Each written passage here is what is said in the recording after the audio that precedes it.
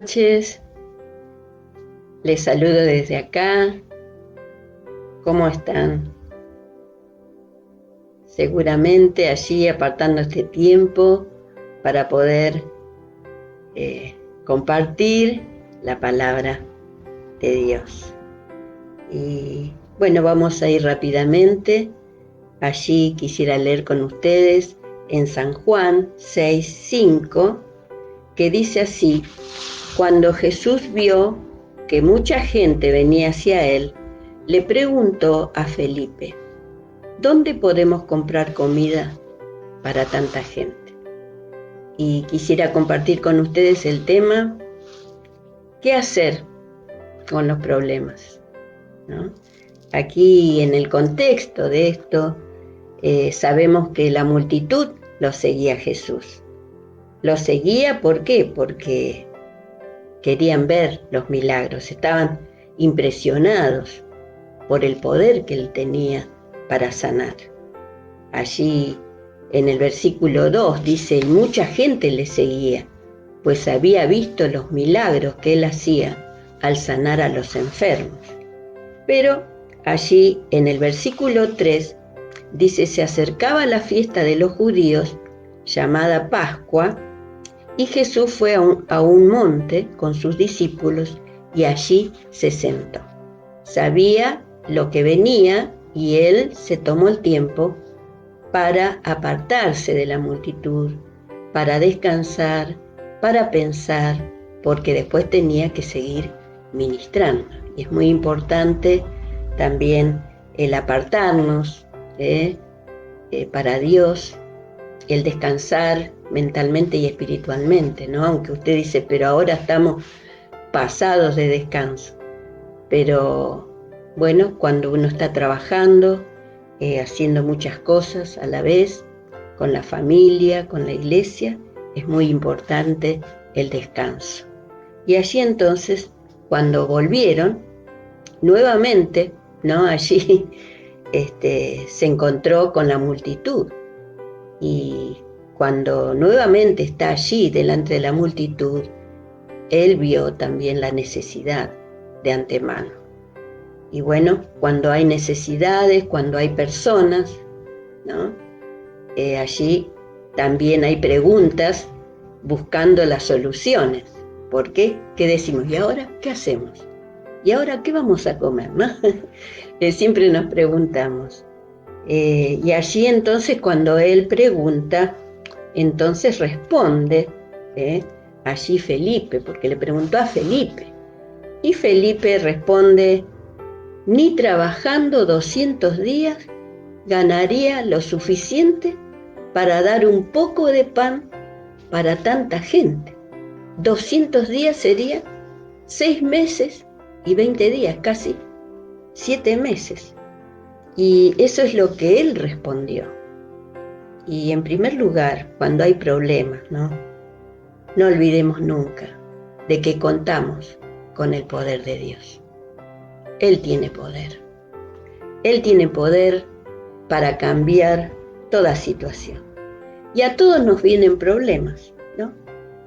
Y a veces los miramos y decimos, me parece que se viene una.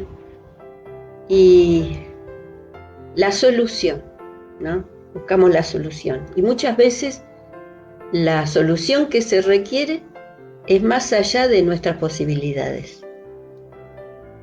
Jesús vio el problema, primero, y le hizo esta pregunta y permitió que Felipe también viera el problema, pero para probarlo.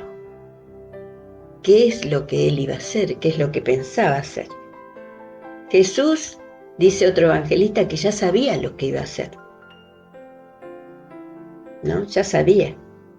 A él no le toman de sorpresas nuestros problemas. Él ya sabía lo que iba a hacer.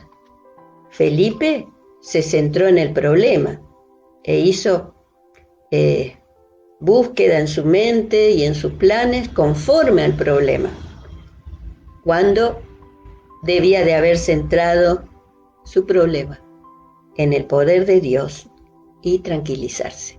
Y eso sí que es muy difícil de hacerlo. Es muy difícil decir Señor, porque a veces somos tan realistas que a lo último decimos, y solamente si Dios hiciera esto, ¿no? Y tenemos que enfocar nuestra mirada en el poder de Dios, lo que puede hacer Dios, y tranquilizarnos. Como dice allí en Lucas 1:37, dice, eso demuestra que para Dios todo es posible. Y lo que es imposible para nosotros, posible es para Dios. Así que eso no lo tenemos que olvidar, ¿eh? Que cuando hay problemas, no debemos olvidarnos del poder que tiene Dios. Bueno, y también allí avanzó el Señor, y allí en el versículo 8 y 9 dice, Andrés, que era hermano de Simón Pedro y que también era discípulo, le dijo a Jesús, aquí hay un muchacho que tiene 5 panes de cebada y 2 pescados, pero eso no alcanzará para repartirlo entre todos. Vemos que Andrés, bueno, hizo algo, salió a buscar. Y mientras algunos se enfocan en sus problemas, también hay otros que hayan personas con las soluciones. Y cuando nosotros hacemos algo, es una demostración de que estamos creyendo que algo vamos a encontrar. Amén. Así que allí él avanzó un poquito más al encontrar a este muchacho, a un muchacho, su almuerzo y el Señor, ¿no? Y allí todo esto sería suficiente para alimentar a una multitud. Dios se glorifica en las cosas pequeñas para bendecir a muchos. Y tenemos que decir entonces que lo poco se transforma en las manos de Dios. Primero, cuando hay problemas, no debemos olvidarnos del poder de Dios. Y segundo, que lo poco, porque a veces decimos, no me va a alcanzar esto. Tenemos que decir que lo poco se transforma en las manos de Dios. Allí lo vemos en la ofrenda de la viuda, que el Señor la vio y dijo, ella fue la que puso más que todos ustedes. Vemos también lo poco en la onda de David. Allí era un arma muy sencilla ante la armadura que tenía Goliat. Era muy pequeña, pero Dios le dio la victoria. La vara de Moisés, tan sencilla, ¿eh? Las antorchas de Gedeón, alguna antorcha dentro de un cántaro, pero que Dios lo usó para darles la victoria. Así que en esta noche, ¿no? En este día del Señor, que podamos saber que la duda y la incredulidad no nos ganen, que lo poco que tenemos, Dios puede hacer un gran milagro. Y el día que no tengas, salí porque Dios te va a contestar. Dios te va a dar una solución. Y qué bueno cuando la palabra de Dios nos inspira a creerle. También allí vemos que en el versículo 10, Jesús le dijo a sus discípulos que sentaran a la gente. Había allí unos 5.000 hombres y todos se sentaron sobre la hierba, ¿no? Entonces allí, cuando se sienta la gente, dice que tomó Jesús los panes en sus manos y oró para dar gracias a Dios. Después los repartió entre toda la gente e hizo lo mismo con los pescados. O sea que qué bueno que es saber que en la obediencia tenemos que ser obedientes para ver la mano de Dios extendida. Mucha gente se subyuga ante los grandes nombramientos, ante los grandes personajes, adoran a las personas que son famosas, pero Jesús el Hijo de Dios, era sencillo, era humilde. Él tomó esos 5 panes y 2 peces y dio gracias a Dios por los alimentos. Y qué bueno que es dar gracias a Dios en la mesa nuestra, reconocer que Dios es el que provee y que tiene que bendecirnos. Y allí tenemos también que el Señor organizó, porque les dijo que se sienten y luego distribuyó. Y cuando el Señor está, no hay desorganización. ¿Qué hay? Él va a traer orden a nuestra vida, porque a veces somos muy desordenados, ¿no? A veces tenemos tantos conflictos, no sabemos qué hacer primero, no sabemos qué hacer por último, pero Él trae orden a nuestra vida, a nuestros pensamientos, ¿eh? Y allí, mire usted, ¿no? Porque en el versículo 11 dice que Jesús repartió, les dio, y en el versículo 7 que leímos, que Felipe dice, ni con 6 meses de trabajo, pero allí vemos que en el 12 dice, una vez que todos comieron y quedaron satisfechos. No era que ellos, ojo, coman poco porque no va a alcanzar. No. Todos comieron y se quedaron satisfechos. O sea que hubo una abundancia. Miren la comparación con el versículo 11 y 12. El 7 no creía Felipe. Andrés también no sé si va a alcanzar para todo.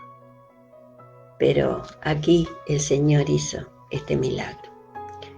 El resultado de este milagro, ¿no? Porque allí el Señor les dijo que tenían que después, una vez que todos, en el versículo 13 y 14, una vez que todos comieron y quedaron satisfechos, Jesús les dijo a sus discípulos, recojan lo que sobró, para que no se desperdicie nada. Y ellos obedecieron, y con lo que sobró llenaron 12 canastas. Aquí vemos que ante la necesidad, ante el milagro, no era que iba a haber un desperdicio, que se iba a tirar, no. El Señor seguía guiándoles para que pudieran aprovechar todo lo que Él había hecho.